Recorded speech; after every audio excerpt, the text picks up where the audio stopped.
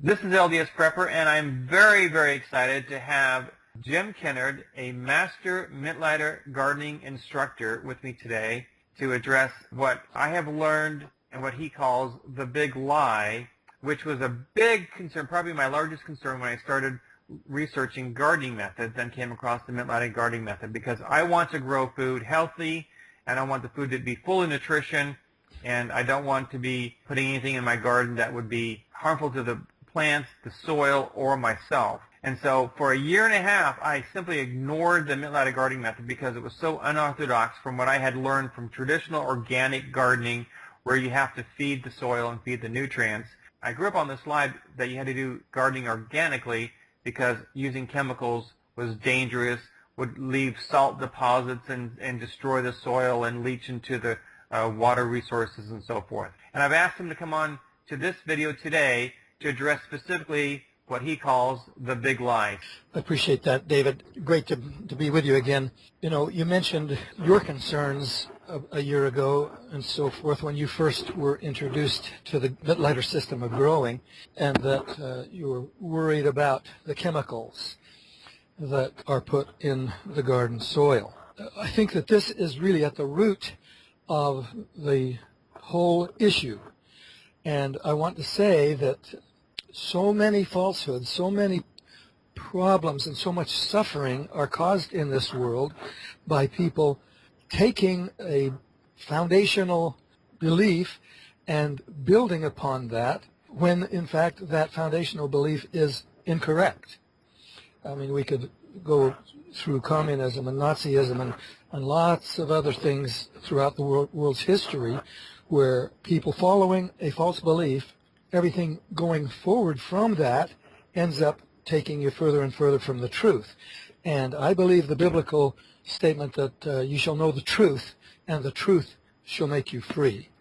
I want to get at the truth about what all of this noise that we're hearing out there is telling us.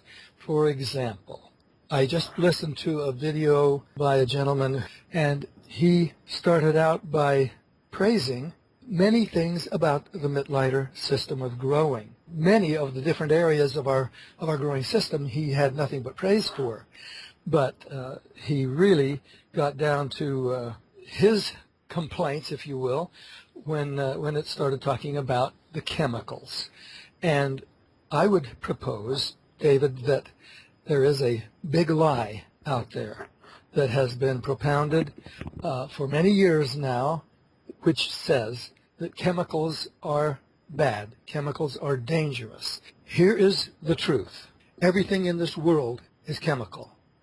And I'd like our listeners to go to www.ptable.com. That is a great site that has a periodic table and will tell you a tremendous amount about each of the chemical elements that make up our Earth. There are now 118 of them. The top dozen or so are ones that you have to put together by an atomic reaction or something. They are not stable and they don't exist in nature. There are basically 92 that are natural elements. And so we would talk primarily about those as being the things that we want to be involved with in any way in a natural environment. Now, there's a statement also by a man who's very well known throughout the United States and the industrialized world. His name is J.I. Rodale, and he was the publisher of Organic Gardening magazine. And he made a statement. There were so many people starting to give credibility to this idea that organic materials are superior to materials that come out of a fertilizer bag. And to quote J.I. Rodale, a plant cannot tell the difference between nitrogen from a leaf, meaning from manure or compost, and nitrogen from a fertilizer bag. Right early on in this organic movement, the guy who kind of publicized it with his magazine from the very beginning said the plant can't tell the difference between nitrogen from a leaf or from manure and nitrogen from a fertilizer bag. So that is a big factor that people need to keep in mind. Now, this gentleman said that there were 6 reasons why he did not use the Mittleider method. He said that Mittleider method, number 1, is disrespectful to the soil organisms and microbes. Number 2, it causes pollution. Number 3, it is unsustainable. Number 4, it creates dependence. Number 5, oh dear, what I don't have number 5 written down. Number 5 was you don't create nutrient-dense foods. Thank you for that. Remind me to cover that one because that one is so important. Number 6, ongoing expensive. Basically, everything that he is saying about the Mittleider method as reasons why he doesn't grow it are incorrect. He is not understanding the reality, the truth about the Mittleider system of growing. But just another minute on the periodic table of the elements. I want people to be educated and know these basics. Plants need 16 nutrients, of which we are certain today. 3 of them they get from the air. The periodic table shows them as number 1, hydrogen, number 6, carbon, and number 8, oxygen. Those are gases. There are 13 essential nutrients that plants need that man can provide that come through the soil. And here's another important, critical statement. Plants receive these nutrients as water-soluble minerals through their roots. That's really critical and important for people to understand. I'll name them quickly. Nitrogen, number 7. Number 15, phosphorus. Number 19, potassium. And then secondary elements, number 12, magnesium. Number 16, sulfur. And number 20, calcium. And then the micronutrients or trace elements, number 5, boron. Number 17, chlorine. Number 25, manganese. Number 26, iron. Number 29, copper. Number 30, zinc. And number 42, molybdenum. Those 7 micronutrients, 3 secondary elements, and 3 major elements are the chemicals that plants require. Plants can and will sometimes take up other elements that can in fact be useful for man. And because of that, we always encourage our growers to grow in the dirt or have the containers that we grow in open at the bottom so that plant roots can go into the native soil and pick up anything else that they want that may be valuable for man. But we do not encourage people to apply specifically more compounds, more elements, more chemicals to the soil than those 13. This gentleman makes a big deal about something called azomite that has supposedly 70 elements in it, and another compound, I don't remember what he called it, that has 90 elements. Now, folks, look at the periodic table of the elements and just think, if you want those other 55 or 65 or 75 elements in your food. For example, other elements that we certainly don't want in our food would include mercury, fluorine, silicon, arsenic, strontium, barium, radium, lithium, uranium, plutonium, thorium, etc., etc., etc.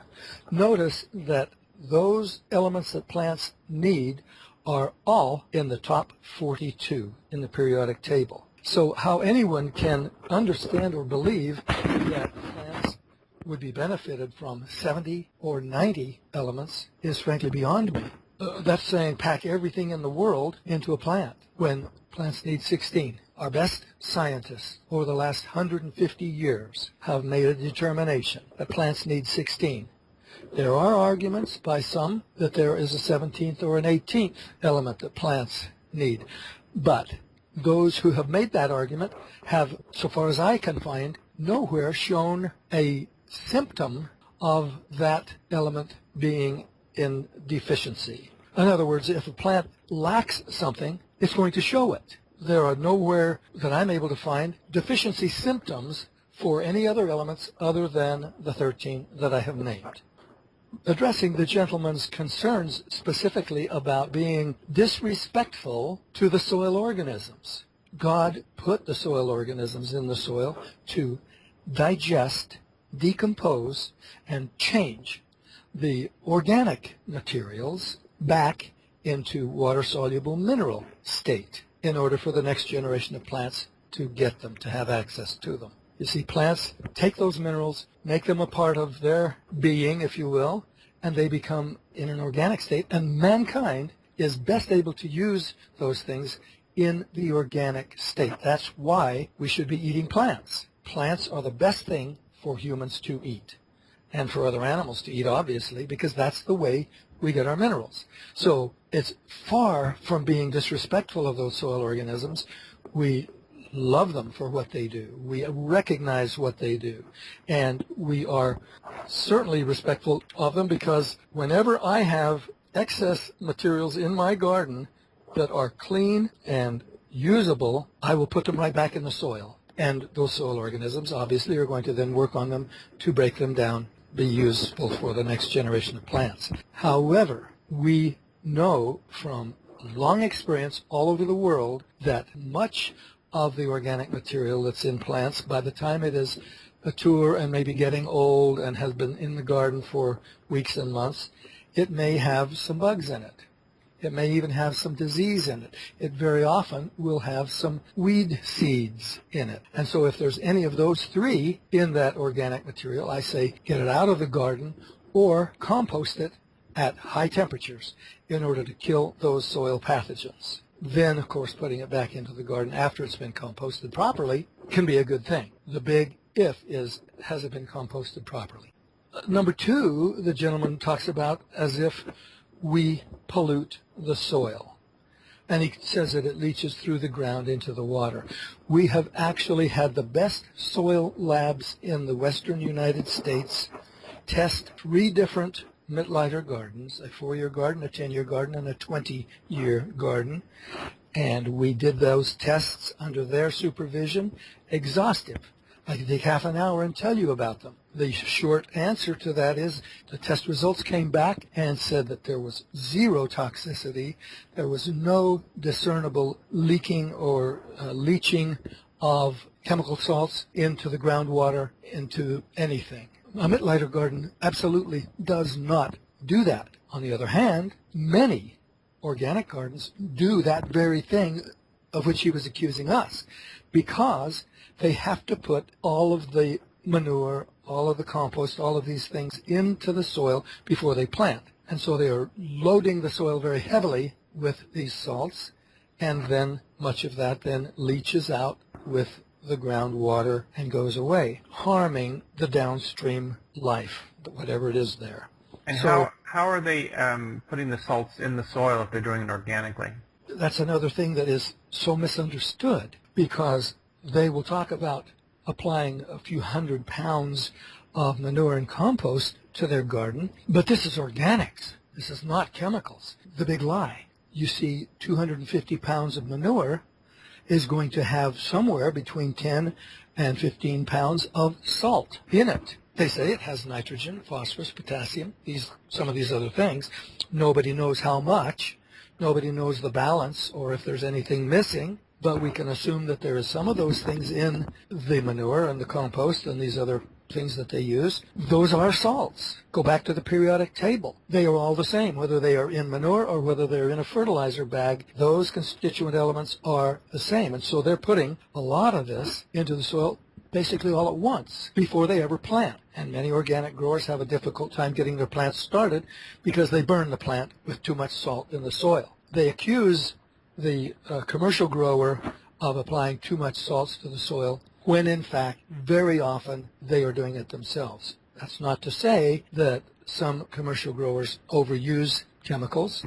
That's a possibility, but I think it's highly unlikely for a good grower to do that, because they don't want to waste. They don't want to apply anything more than they need, and the good growers will take soil tests. They'll even do leaf analysis to prove what the plant actually needs and is using, and they will apply just what the plant needs.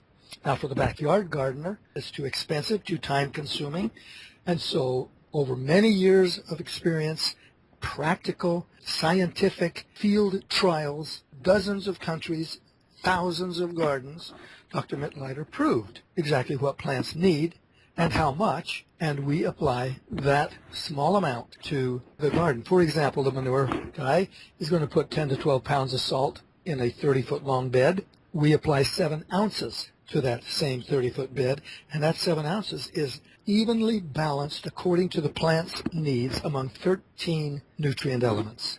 We do not overapply. Totally wrong in his number 2 about the pollution thing. I mean, he talks about creating dead zones and so forth. And it's just the opposite, you see. You see how things can be totally skewed and misinformation go out there as if it was truth. His third is that it's unsustainable in the long term.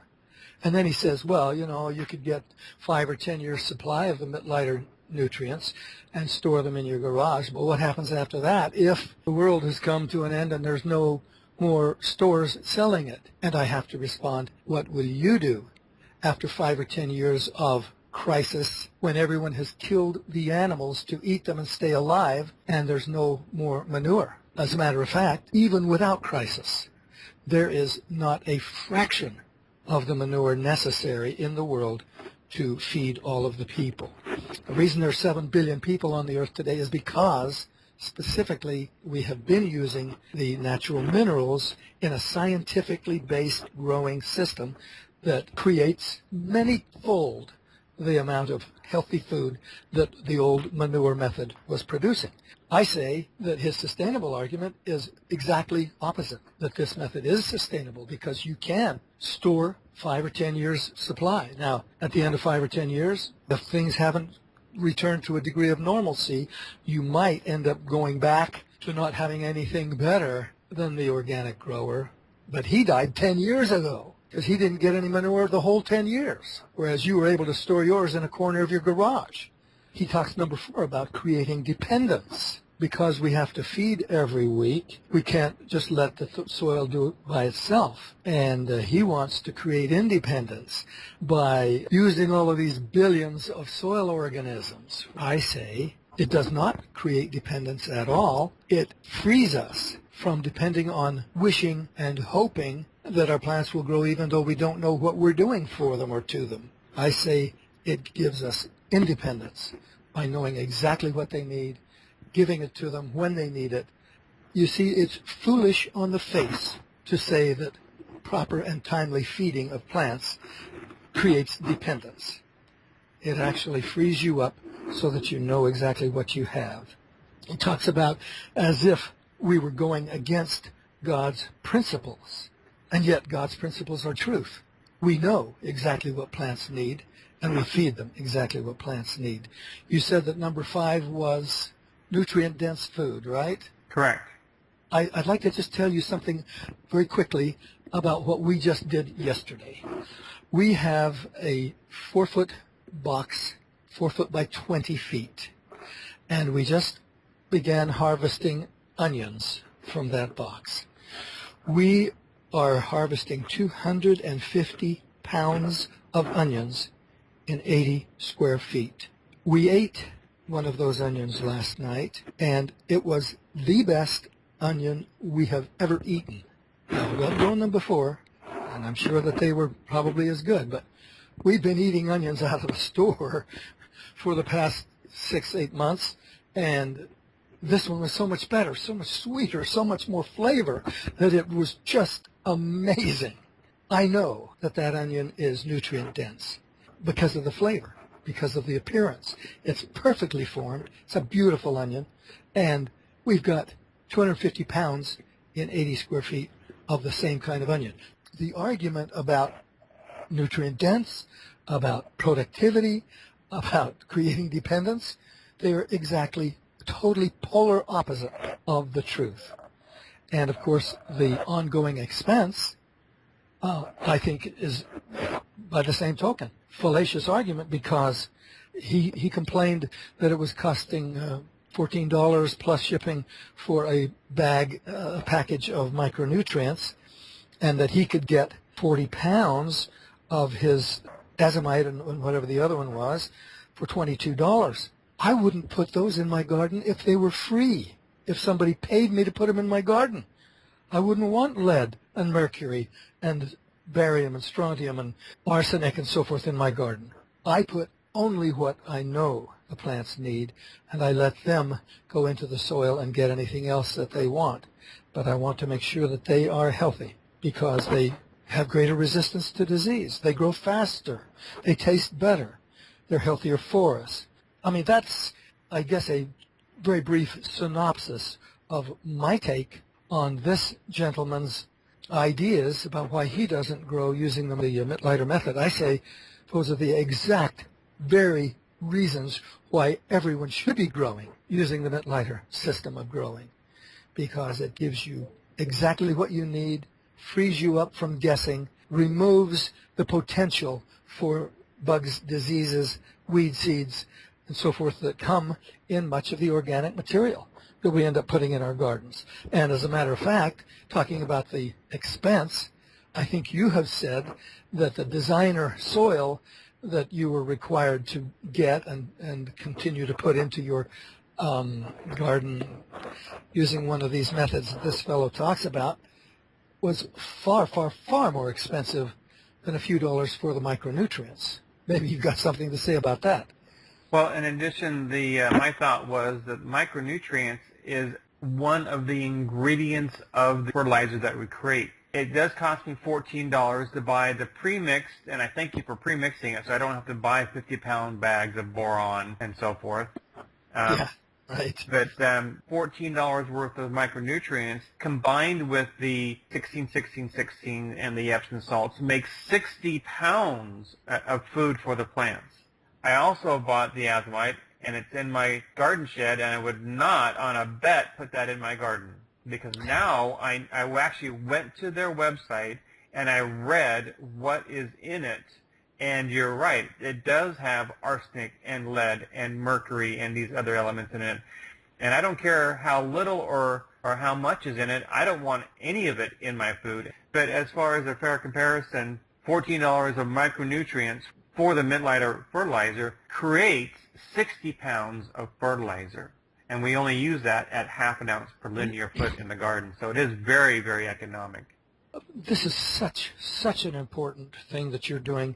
I really hope that you'll get thousands of people listening to this, paying attention, getting this material, looking at the periodic table, and understanding the truth about how plants grow, what they need, and what they certainly do not need, so that we can help people to become self-sufficient in their own food production.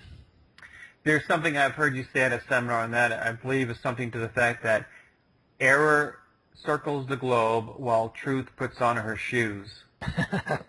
And what we're trying to do is help people understand the truth and to get the truth. And so just because a million people say something doesn't make it true.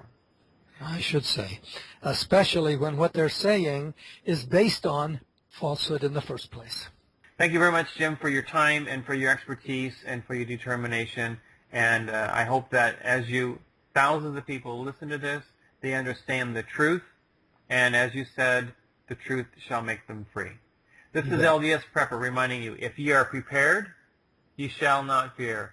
And if you have the truth and you apply it, you can get that truth through the Mittleider Gardening Course book and materials. You will be free from hunger, from dependence on the food chain that we have in the industrialized nations, and that you'll be able to be free from worry, from not being able to provide food and nutrition for your family.